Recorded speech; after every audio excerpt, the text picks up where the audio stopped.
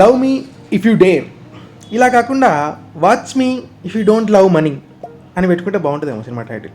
So ఈ cinema తీసింది దిల్ రాజు గారు, అంటే దిల్ రాజు గారి ఫ్యామిలీ అనుకోండి. ఇంకా ఎన్నో గొప్ప గొప్పలు తీసిన సినిమాలు తీసిన దిల్ రాజు గారు, కీరవాణి గారు, చంద్రబోస్ గారు, ఇంకా ఆశీష్, ఇంకా వైష్ణవి చైతన్య, ఈమె కాకుండా ఇంకా చాలామంది ఉన్నారు హీరోయిన్లు.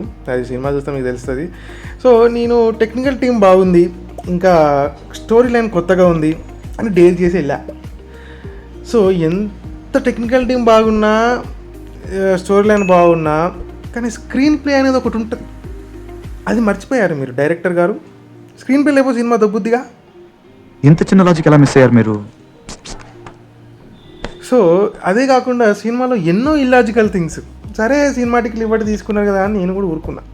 ఎంతకని ఊరుకోను, 70% ఇల్లాజికల్ థింగ్సే ఉంటాయి. అసలు ఇంకో కొన్ని సీన్లు ఉంటాయి, అవి చెప్తే అసలు చెప్పని కూడా నాకు మనసు అయితేలే, అట్లున్నది ఆ సిచ్యువేషన్. అసలు ఆయన ఒక అడ్వెంచరస్ టైప్ అనుకున్నాడు, కానీ అది వేరే అయిపోయింది. థియేటర్కి వెళ్ళి బయటకు వచ్చిన తర్వాత నా ఫీలింగ్ ఏంటంటే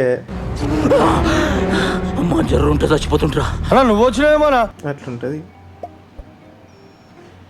ఇన్ని దరిద్రాలలో కూడా నాకు నచ్చినాయి, ఒక 2 నచ్చినాయి. అవేనా చెప్పనా? ఒకటి కీరవాణి గారి BGM, ఇంకోటి ఒక సాంగ్ ఉంటుంది నీవేరా, అది సాంగ్ ఉంటుంది, ఒకటి బాగుంది. PC శ్రీరామ్ గారి కెమెరా టేకింగ్ బాగా అనిపించింది.